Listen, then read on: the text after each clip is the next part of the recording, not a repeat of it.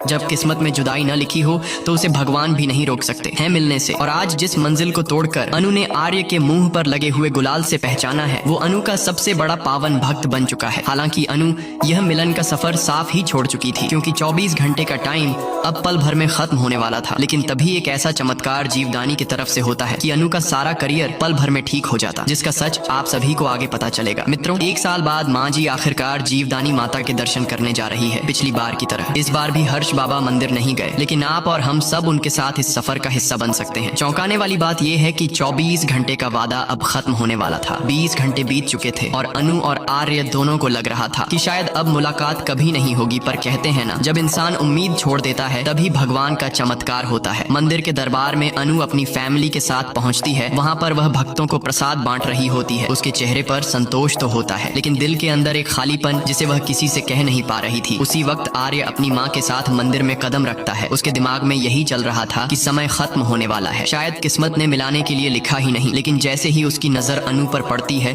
उसका दिल जोर से धड़कने लगता है। वह तुरंत पास में रखे गुलाल को अपने चेहरे पर लगा लेता है ताकि अनु उसे पहचान ना पाए, और चुपचाप खड़ा होकर प्रसाद लेने का इंतजार करता है। अनु जब उसके सामने आती है तो एक पल के लिए उसे लगता है कि यह शख्स कौन है, पर जैसे ही वह हाथ आगे बढ़ाता है, अनु उसे पहचान लेती है।